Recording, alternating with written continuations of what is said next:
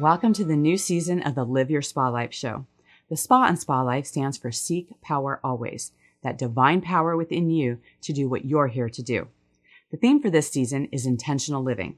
Amazing people like you share ways to live by design and with purpose to ensure that this short ride of life occurs with choice, physically, financially, spiritually, and in your relationships to create a world-class life. In these times of uncertainty, it's time for you to move past the distractions and start trusting yourself more through your God-giving knowingness. No one truly knows better what's best for you than you. In this season, you'll have plenty of examples of people choosing their best life and creating a positive impact through intentional living. Thank you for sharing your precious time with us and being part of the Live Your Spa Life conversation.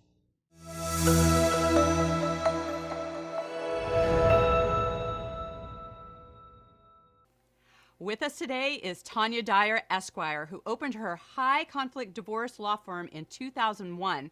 After 2 decades, she discovered how to help high-achieving alpha women who married their emotional opposites stop struggling in marriage. Tanya's coaching is guaranteed, and that is not a typo. She wants to end settling and sacrificing for love. Get ready to break free of your struggle. If you are ready, she's got you. Tanya, welcome to the show. Hello, I'm so happy to be here today. This is such a fun conversation. I cannot wait to jump into this because, our listeners are, they can totally relate to like the rose-colored glasses of social media, of everything looking great. And you talk a lot about people who have everything on the outside while being a hot mess on the inside. I would love for you to speak into this. Absolutely. So we're going to dive right in. The first thing I tell women listening to this is in this interview, I'm going to tell you about being an alpha woman. If you're listening, first things first, you probably are, because your host definitely is. She's a bona fide, legit badass. So if you resonate with her energy, you're probably already an alpha. Here's the problem that's going on with social media. Everybody puts their pretty out. Everybody puts their pretty out. And, I'm going to say something. I'll just start off being controversial. The way the world's going right now, you can share the craziest things about yourself, all your sexual proclivities, your children's stuff, everything. You put it right out there and everyone's supposed to clap. But you know what's not on there? Your marriage trouble. You don't see anybody posting on Facebook, oh, had another one of those arguments from 2 a.m. to 4 a.m. and no sleep, gone to work, bags under my eyes, drooled and cried into my pillow. Nobody posts that. Right. That's happening, but no one posts it. It's not pretty. It's not welcome. And I'm here to tell you that it's not okay for you to feel so ashamed about the fact that your relationship isn't perfect. Yeah, so important to point that out because those are some of the things that people literally hide under the covers, hope no one sees, that doesn't get discovered. And so, Tanya, part of your process is that you founded the Art of Self-Rescue to save you first. What the heck does that even look like? The exact dead opposite of what an alpha woman wants to do. Let me give you the 20-second snippet of what an alpha is, because the women listening are already like, what is she talking about? I don't know. Do I need to look that up? You don't need to look that up. You are an alpha woman if you resonate with the following. The word is TOO. You are too brave, too beautiful, too bold, too powerful, too bitchy, too opinionated, too brilliant, too pushy. You plan too much. You are very extreme, and you were designed to protect others. You handle things. If there's a crisis, everybody calls you in. You minimize and suppress all of your feelings and emotions. You sacrifice everything that you are for everyone else so that they'll love you and won't abandon you. So that is who you are. Understand that as an alpha. Art of Self-Rescue is about undoing that, because being an alpha is actually, it's a defense mechanism. It's a coping mechanism. It's how we learn to survive in our families of origin, because they betrayed us or abandoned our trust when we were little, usually about 5 years old. So when you get into this, what you discover is all this stuff, all this over functioning you're doing, giving and sacrificing, all of that is designed to put the false facade out.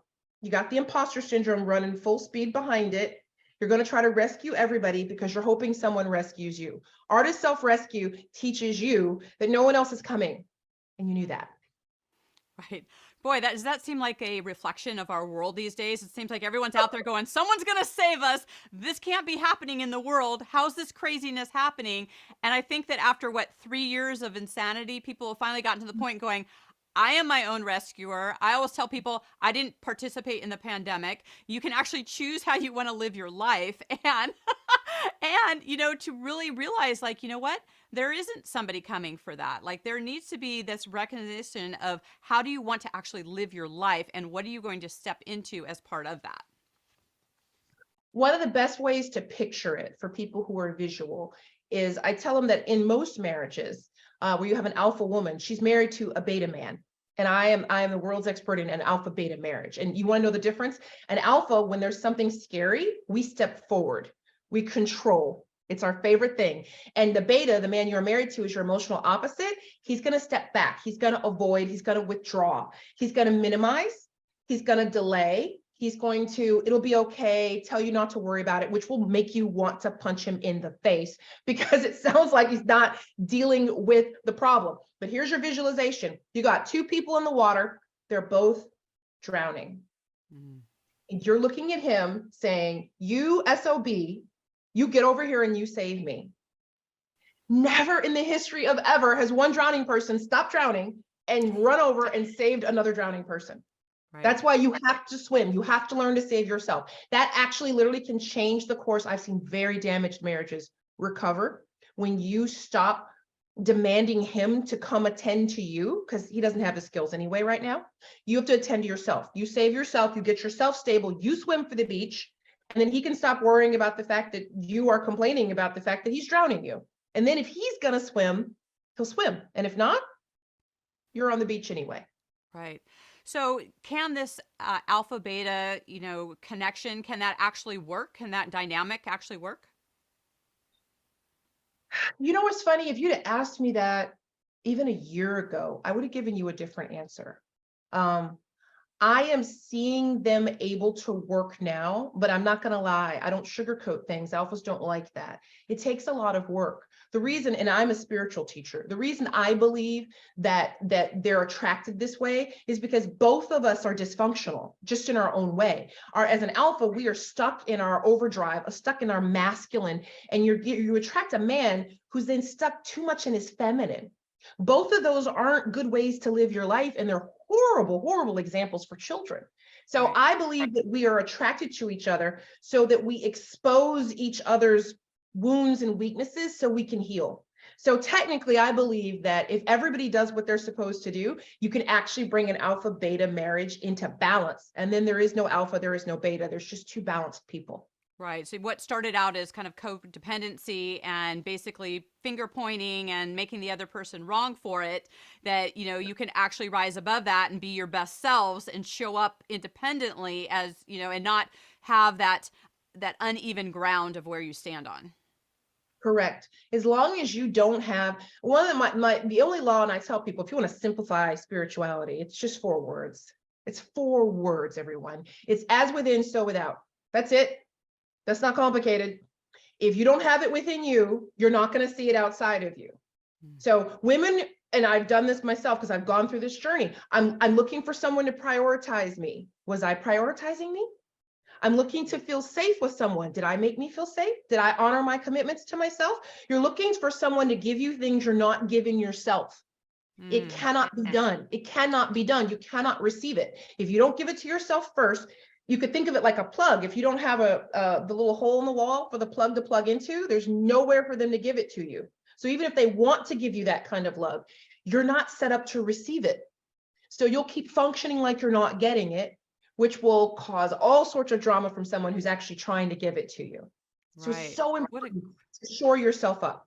Yeah, what a great distinction, because, there's something to be said for, if we aren't giving that to ourselves, if we're not feeding that within ourselves, asking ourselves better questions and having that responsibility, right? We get to control what we want to have in our life, and taking that 100% responsibility on ourselves, how can it's like one of those things. I'm kind of going down a road here about like when you think of like sex, it's like, you want someone to guess what is, works for you, right? And, if we don't have those kind of communication, if we're not clear, if we're not taking that responsibility, then no matter what we do, the other person isn't really getting it because we're not fully sharing what it is that we actually need. Your listeners don't even know what an amazing alpha leader they have in you, because she is just spitting all the fire, telling all the truth. So let me even back you up on this. And this is so important. Alphas differ from other people because we are wired for responsibility. We're like hardwired for it. We take everybody else's responsibility plus our own. We just do it. Now, here's the problem with this. We naturally coasted around 93%. I would say average people are around, 40 to 60. We're about 93, and we're patting ourselves on the back because that's a lot. It's not 100. It's not 100. And did you hear what your teacher just said? The 100 is what you're looking for, because where you get the detail, where the devil's in the detail, is that 7%. Because in that 7%, that's where you put your husband. You're like, well, because he's this and that, and he said this, and he won't do that, and he doesn't do this, and he won't bother to learn how to please me sexually, or he won't bother to get his financial situation under control, or he won't bother to take care of his health, because all the pointed fingers, you're not taking the responsibility. When I meet women, they'll say, well, my husband's a narcissist, my son's a narcissist, my mom's a narcissist. And I'm like, look behind you. You need to ask yourself why you're a narcissist magnet. Like, that's a bigger problem. That's a huge problem, that you're attracting all these people that behave in this very specific abusive way. I mean, my rule is all things are in balance in the universe. You can't have a victim without an abuser.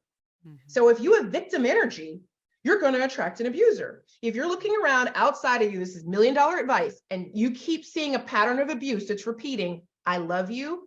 It's you. It's in you. There's something in you that's got a little white flag up that's waving, that's attracting predators. And you need to get that flag down really fast. Well, and I can back you up on this, from law enforcement with police. It's like if somebody had been raped once, the chances and the statistics of them being raped multiple times increases because of that victim energy that they're carrying. So, everyone can have a victim experience, but it's different to actually identify yourself as a victim. And that is the distinction in your brain, in your way of being, that allows you to either show up more powerfully in the world or being in that place where you get preyed upon. So when we have these awarenesses and we see what's going on, we can actually rise above that, ask those bigger questions, take that responsibility. Look, I love you talking about that 7% gap, because I'm like going, yep, done that. Because when we have such high expectations, it's like we hold people at a different place, whereas we need to kind of it's not about lowering your standards. It's about looking at how are you relating to other people and what are we assigning to them for what it means in our own life. That's exactly it. When you actually can do this, there's going to be a moment where it's horrible. I tell my clients, our initial conversation, I say I drop cartoon pianos on them.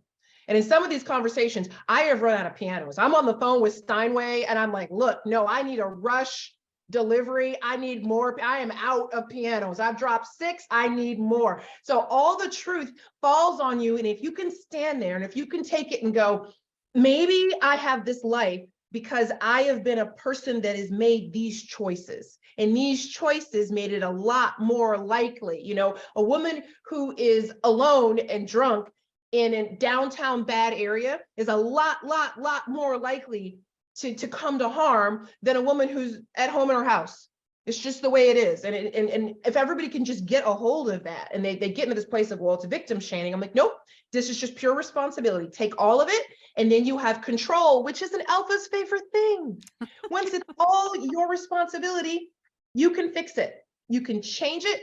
And it's critical for your money that you do this, because one of my critical teachings is that you do one thing the way you do everything.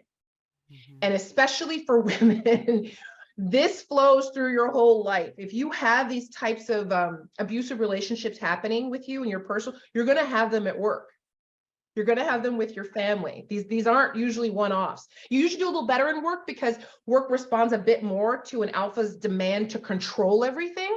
Mm-hmm. But I promise you usually can't make more than about $250,000. That's where they get stuck on their businesses, because you need to actually be able to have the energy of trust to break that ceiling. So they come to me at about 100 to 200,000 and they're stuck. I'm like, it's because you have no trust.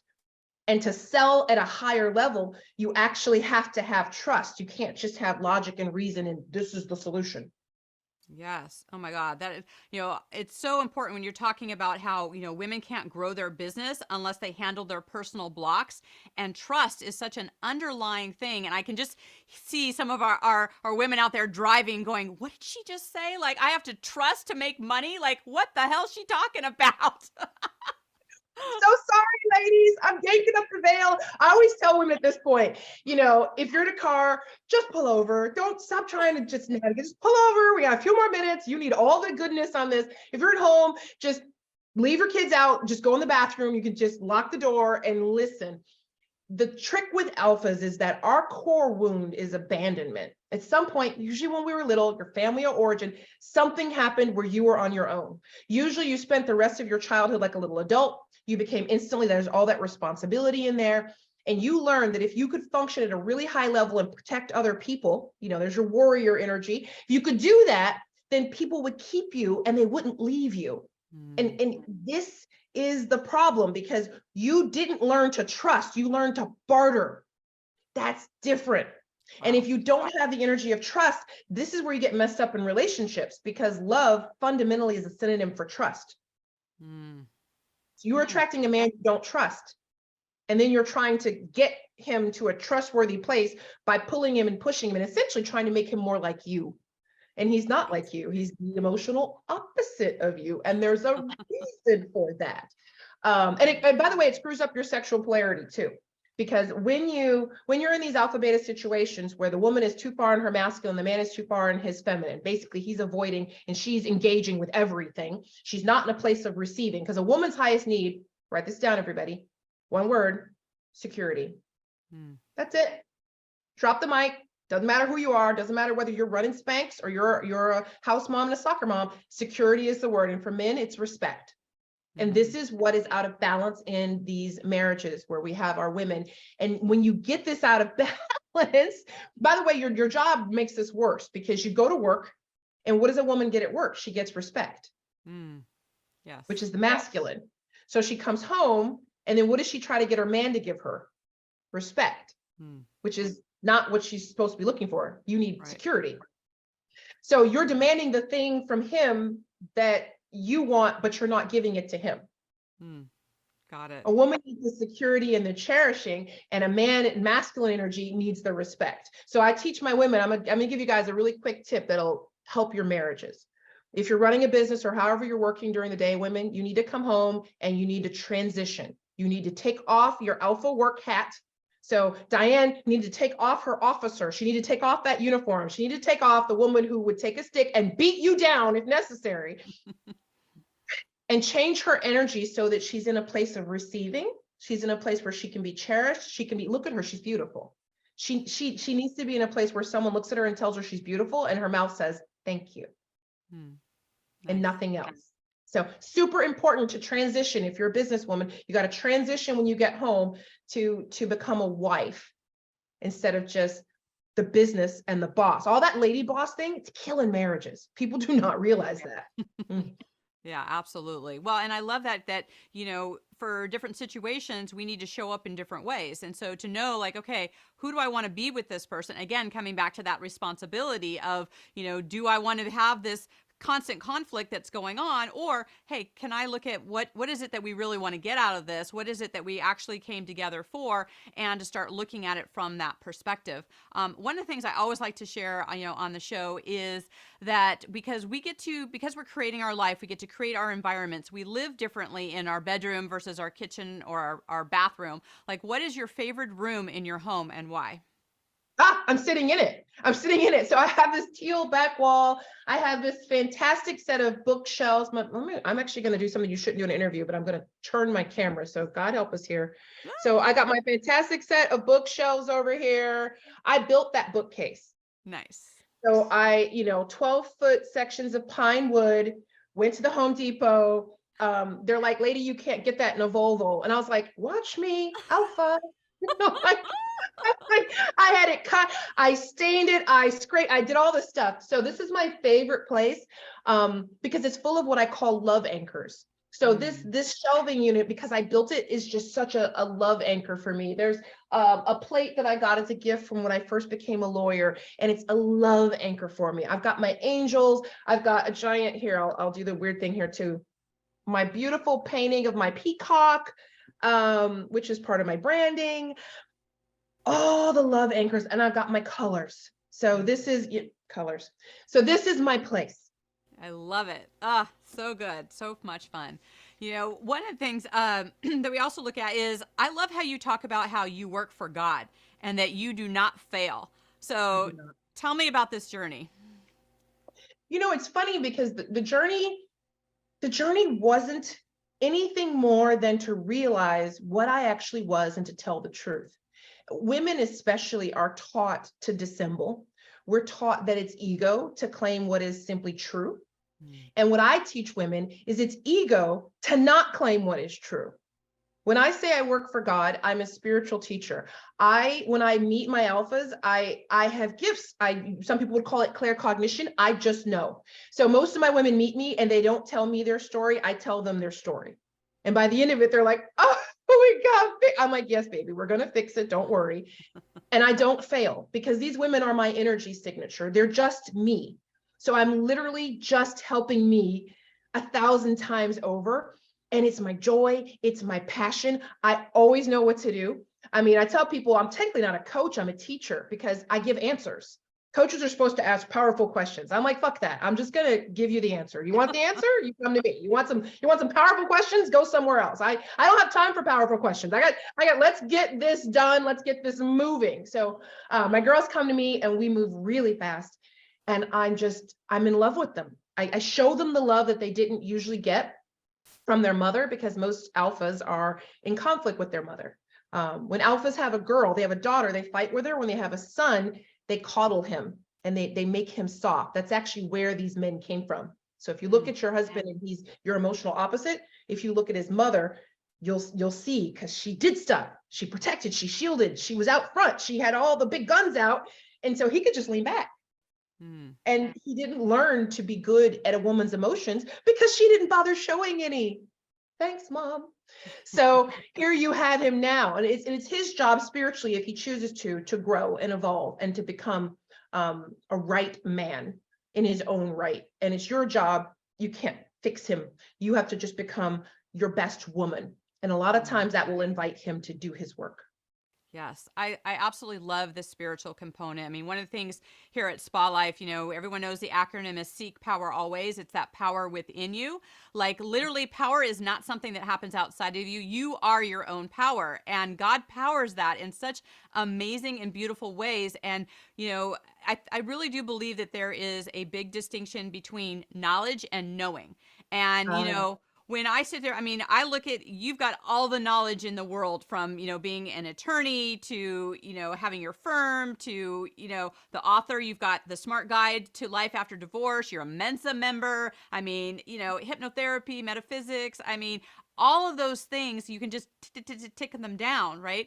But one of the things I want to ask is, how has your knowing helped you in really, like, I feel like this is like the sign at the door, like this is all of your knowledge, but I really believe your knowing has really spoken to women to have them hear what they need to hear in the moment. How has that been for you? So, and I love how you put that. That's why I like meeting other teachers, because we use different words, but the truth is the same. The truth is the same everywhere you go. That's how you're going to recognize it. So your teacher, Diane, is using knowledge and knowing. And for me, that's like my, knowing and believing. So it's like, I can know something, I can know all this data. And I had a lot of these accomplishments and I was still effing up in my life. I still had female friendships that weren't friendships. They were more like protectorates. They were more like I held the umbrella for them forever. And if there was a drop of rain on me, everyone's like, good luck. You know, I still had all of those dynamics going, even though I had all of this powerful knowledge, because I hadn't gotten it down to your place of knowing, or what I would call my place of truly believing.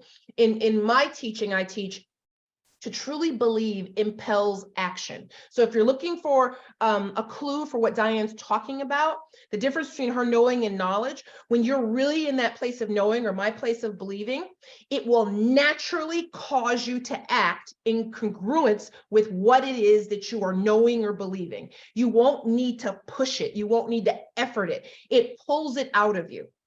And that is the biggest sign of true believing and knowing. When you truly believe that you have self-worth and value, it's not a struggle to turn down a bad job or a bad relationship or exit a bad friendship. You're like, oh yeah, this is what I need to do because this is who I am. And in your situation, I have a knowing that I'm worth more than this, so I can't stay here. Does that make sense? Absolutely. And I was just thinking, like, a lot of times when people, I believe, are struggling to stay in a relationship, get out of a relationship, they really haven't gotten in connection with what is true for them and in their truth. And a lot of times people don't make a move because they're worried about what other people think, whether it's the family or their friends or all the other, surrounding trappings, if you will, that happens in all of those things. That's why you see what people get divorced when the kids, grow up and go away to college. It's like after a 20, 30-year marriage, it's like, whoa, what happened, right? That's part of that outside thing that's going on and people not looking at the inside. And so one of the things that we're really wanting the listeners to look at is what is true for them. Like, what have they allowed to happen that maybe they've deflected into other people, and they really haven't taken that time to have that that coming to Jesus, really. I come to Jesus. So Diane, you're so eloquent and so polite. So I'm going to say it in the abrasive way. Ready, everybody? Get your censor buttons ready. You have to stop fucking lying to yourself. There's just no better way to say it. We actually lie to ourselves, especially as alpha women. We lie to ourselves constantly. We lie to ourselves because remember earlier I described you and I said, you suppress your feelings and emotions. It's not possible to know the truth she's talking about if you constantly suppress your feelings and your emotions, because those are your natural truth detectors. Those are the things that will call bullshit on something when you say, oh, I'm really happy in this relationship. If you were in touch with your feelings, you'd be like, oh, this is not true. I feel dead inside. I feel trapped, or I'm not sexually alive, or I just feel like a bottle of milk for the children, or whatever it is.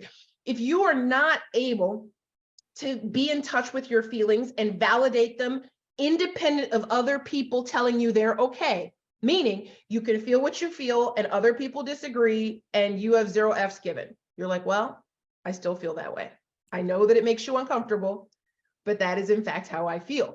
If you can't do that, then you're almost always going to be putting a veneer over your stuff. Here's your feelings, and you're going to put the veneer on top of it, and you're going to be operating from the veneer. And that is where you're not telling yourself the truth. Well, that's the truth bomb of the day right there. It's just getting at the bottom of that. Oh my God. Tanya, our listeners are definitely going to want to stay in contact with you. How can they best do that? You can find me on social media. Look me up at Art of Self-Rescue. For alphas who are like, oh my God, I think this is me. Yes, it's you. Energetically, alphas just find me. I can't tell you how many bathrooms I get trapped in with crying women. It's a thing. I have eaten so much cold food. But you want to find me at artofselfrescue.com/origins with an S. If you go there, you can get the PDF where I will explain to you in 20 minutes everything that's happened in your life. And then you can just get my free coaching. I just coach them for free. I just put it out there. The same stuff I give my private clients, I just coach it and I put it out there for free because this is my calling. It's not my job. Got it. Oh, I totally get the distinction on that. So, you and I kind of joked in the beginning is that you talk about that there's the one thing, right? What is the one thing? So the one thing that you have to know is you need to stop trying to save your marriage. Yes, I just said that. You have to stop trying to save your marriage. Trying to save your marriage actually is trying to fix your husband. What you need to do is you need to save yourself first. You are both in the water, you're both drowning. If you assume this man cares for you, even if he's a screw up and all the things, if he cares for you, the fact that you're drowning is distracting to him. and he can't save himself because he keeps looking over there at you. If you actually save yourself, you will do yourself and the marriage and him a great service, because then if he's able, if he's willing, he can then marshal all of his resources to save himself. Then you have two independent, sane individuals who can then look at and potentially form a new relationship. That is the one thing. Love it. So good. Well, as you know, our theme for this season is intentional living. And so in what way are you living an intentional life today?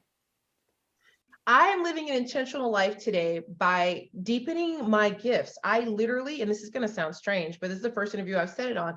I've literally just discovered that I have a lot of intuitive gifts. And so I am being very intentional about making time every day to enhance my ability to see, to perceive, to think, to feel. And I didn't do that before. I just kind of took for granted that I had this hardline connection to God. And now I'm intentionally nurturing it because it is a gift and it's valuable and I'm worth it. I love it. Thank you so much for sharing all of your wisdom with us today. It's so appreciated. Thank you so much for having me. Good luck, Alphas. You can do this. So good. And our listeners out there, I know we have a lot of alphas out there and you're just sitting there going, whoa, what do I go? What do I do from here? You know, whatever platform you're on, whatever you're listening this to, if you've got questions, please tag myself and Tanya. We'd love to help you and support you, maneuver through some of these changes, really get a chance to just sit with yourself and really get down to what is true for you, right? When you can get to that place, then you can kind of put your head above the water, reach out for some support and be able to do things differently, right? Because that's what we want to do, is give you the skills to be able to look at what's going on, what's not working, and just make those changes, because you don't want to keep living your life doing the things that you don't want to do, right? And so until we meet again, yes, live your spa life. Talk to you soon. Bye-bye. Bye.